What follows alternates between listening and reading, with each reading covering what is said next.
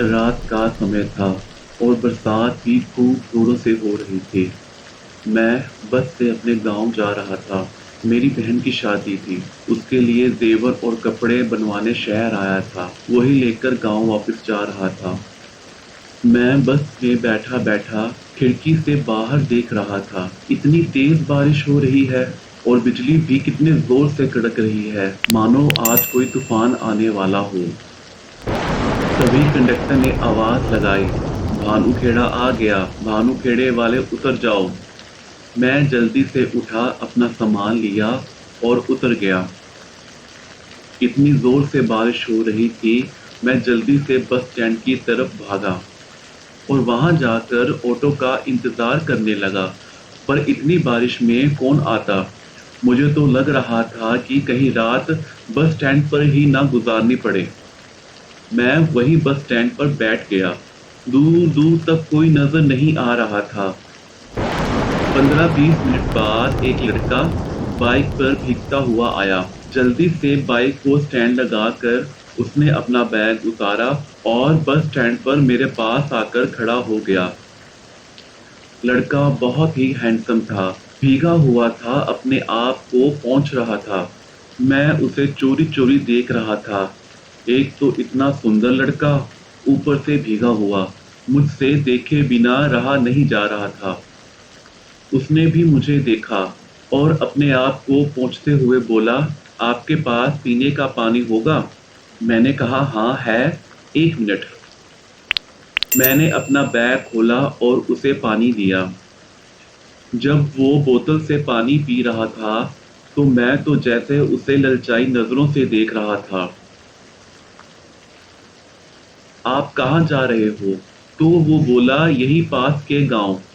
अच्छा, मैं भी वहीं जा रहा हूँ। कब से बैठा हूँ लेकिन अभी तक कोई ऑटो नहीं आया। तो वो बोला, हाँ, इतनी बारिश में आएगा भी कैसे? चलो इंतजार करते हैं, कोई आ जाए तो दोनों एक साथ ही चले जाएंगे। मुझे भला और क्या चाहिए था? मैं तो उसकी ये बात सुनकर खुश हो गया। हमारी बातों का सिलसिला शुरू हो गया। जैसे जैसे हमारी बातें बढ़ रही थी, मैं बहाने से उसके और पास जा रहा था। शायद वो भी समझ रहा था। उसकी मुस्कुराहट मुझे ग्रीन सिग्नल दे रही थी। एक तो इतनी अंधेरी रात, ऊपर से मौसम भी ऐसा, इतना रोमांटिक और सुनसान जगह, ऊपर से कयामत ये कि इतना हैंडसम लड़का, वो भी भीगा हुआ।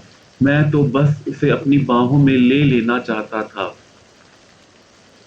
मेरी सांसों की गर्मी को शायद वो भी महसूस कर रहा था। मैंने बातों बातों में उसकी जांघ पर हाथ रखा, तो वो कुछ बोला नहीं। उसने मेरा हाथ देखा और अनदेखा करके फिर से अपनी बात करने लगा। मैं भी बात करते करते धीरे धीरे अपना हाथ ऊपर बढ़ा रहा था।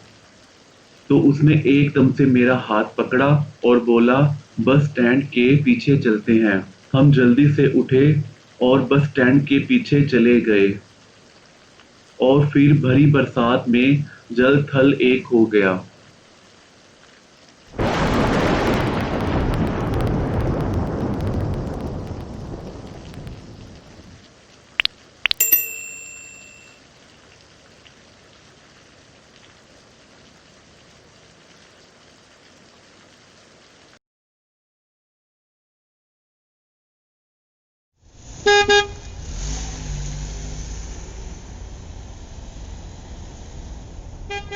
मैं धीरे धीरे अपनी आंखें खोल रहा था। सर बहुत भारी हो रहा था मेरा। हल्के हल्के ट्रैफिक के शोर से मेरी नींद खुली। सुबह हो गई? क्या सुबह हो गई? मुझे जैसे एकदम से होश आया। मैं बस स्टैंड के पीछे बिना कपड़ों के पड़ा हुआ था। मैं जल्दी से उठा, अपने कपड़े पहने। मेरा बैग मेरा बैग कहाँ गया? मेरा फोन भी नहीं है, ना मेरा पर्स। हे भगवान, ये क्या हो गया? मैं तो लुट गया। वो लड़का मेरा सारा सामान लेकर भाग गया। मैं ऊंची ऊंची रोने लगा। आसपास के लोग इकट्ठा हो गए। किसी से बोलता भी तो क्या बोलता। अब मैं घर पर क्या मुंह दिखाऊंगा? मेरी बहन की शादी का सारा सामान था उसमें। ये मुझसे क्या हो गया? मैंने क्यों इतनी बड़ी गलती कर दी? हे भगवान, अब क्या होगा? मैं रोता रोता घर पहुंचा तो घर वालों को झूठी सच्ची बात बताई और कहा कि रात को गुंडे मिल गए थे, उन्होंने मुझे लूट लिया। पर मेरे साथ क्या हुआ मुझे आज तक पता नहीं लगा। तब से मैं उस लड़के को ढूंढ रहा हूँ। आज भी जब रात को जोरों से बारिश होती है तो मैं सहम जाता हूँ। मुझे घबराहट होने लगती है और मैं कहीं छुप कर बैठ जाता हूँ।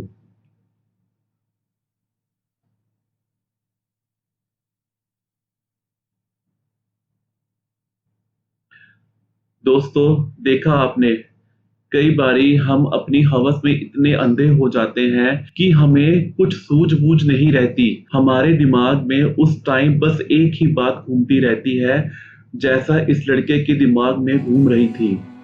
आजकल हम आए दिन ऐसी बातें सुनते रहते हैं। हमें कभी भी किसी अजनबी के साथ ऐसा नहीं करना चाहिए। उस समय हमें अपने आप पर थोड़ा संयम से काम लेना चाहिए और जगह माहौल देखकर ही कोई निश्चय करना चाहिए। धन्यवाद।